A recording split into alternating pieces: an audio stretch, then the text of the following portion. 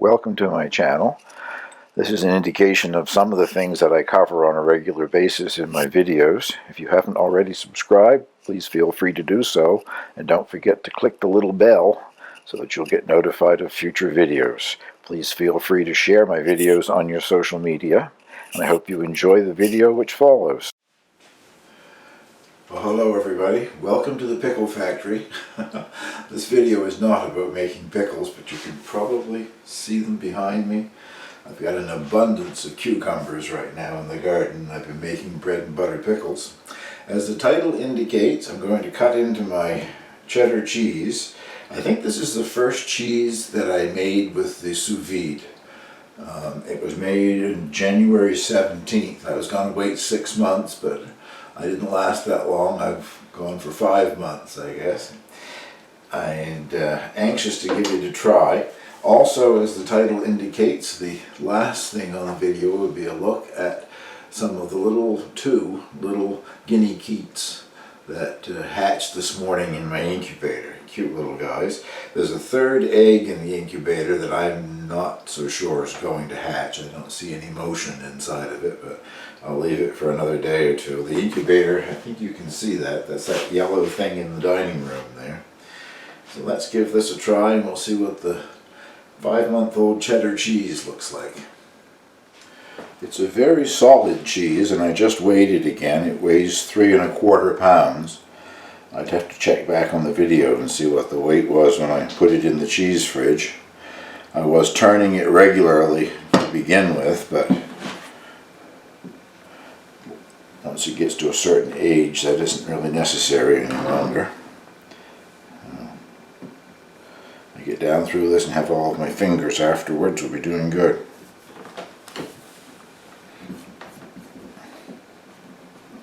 There we go, I guess.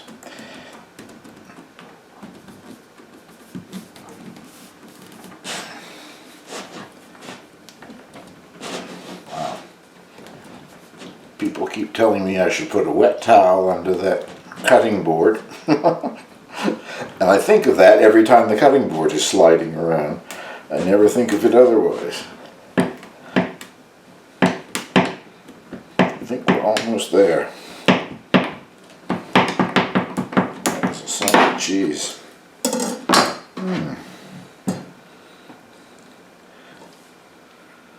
Ooh, it certainly smells like cheddar.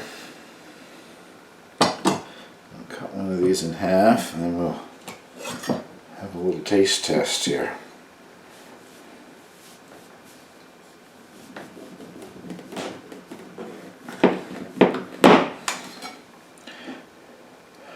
I'll quarter it up like that, and then I will, I got my vacuum sealer here. I'll vacuum seal the 3 pieces that I'm not using right now and just put them back in the cheese fridge to continue aging, so we'll know what it tastes like later on, I guess.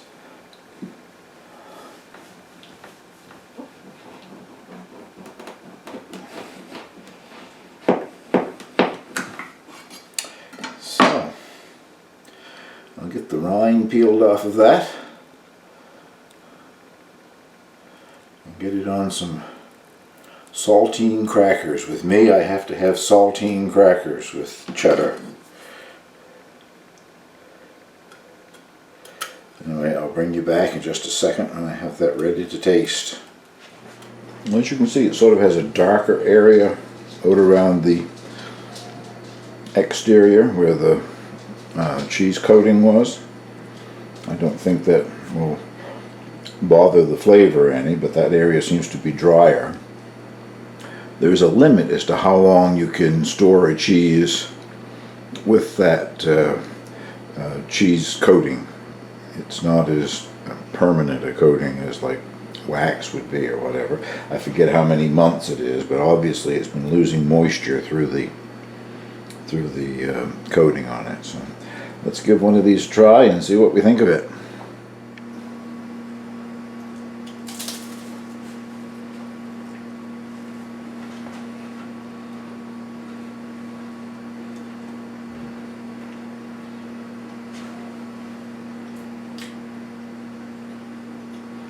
It's not as sharp as an older cheddar would be, of course.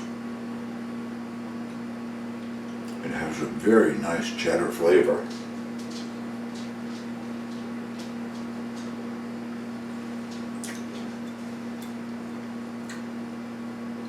And moist enough, even though it does have that sort of outside edge.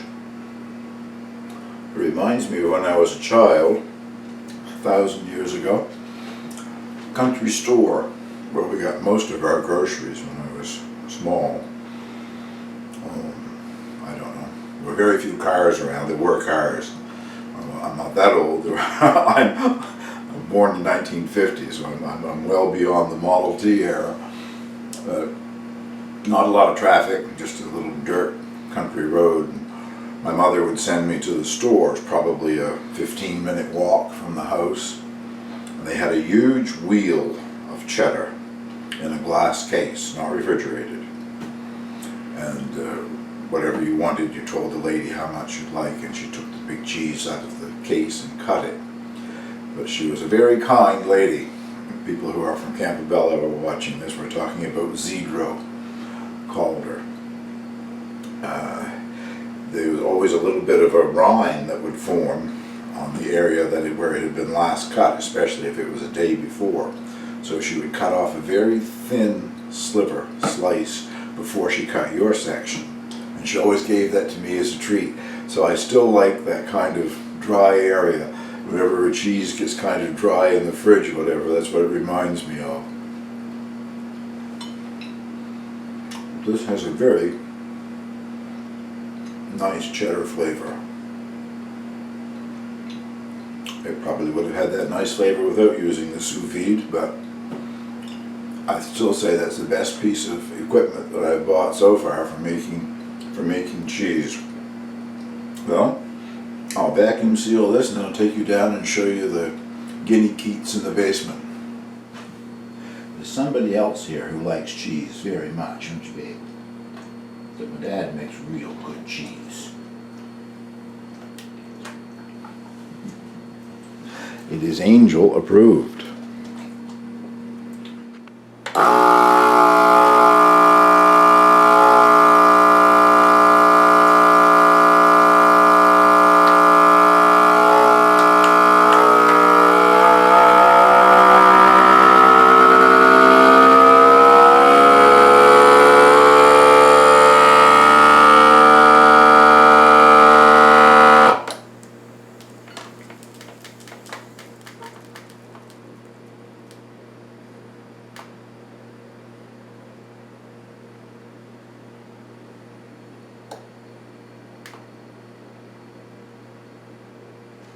And that is the sealing process.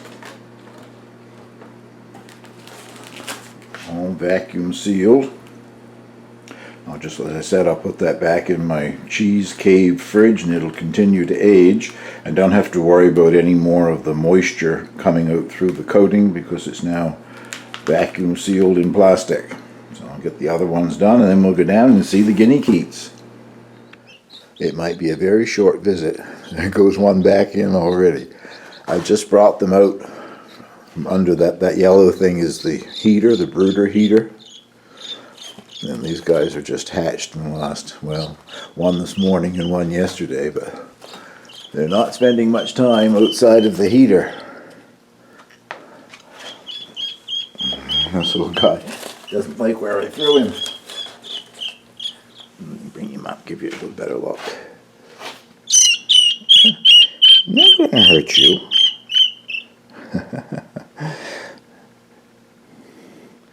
A little brown striped sort of camouflage feathers on them at this point, but or down, whatever you want to call it.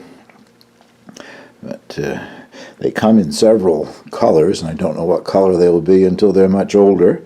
And I don't know if I have a male and a female, or two females or two males, or what I've got. But that'll be a long while in the future, I guess. But I'm so glad I finally got some. It's been a battle all summer long to get some eggs to hatch.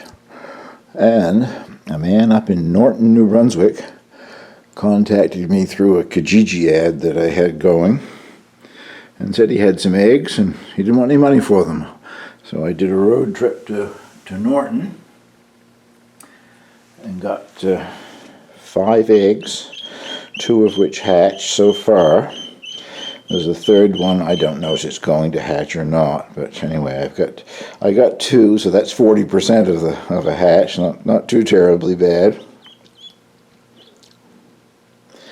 I'm very glad to have them. I've wanted them for quite some time. Well, I guess that part of the video is over. They've gone back in where it's nice and snuggy warm. So I'll thank you very much for watching.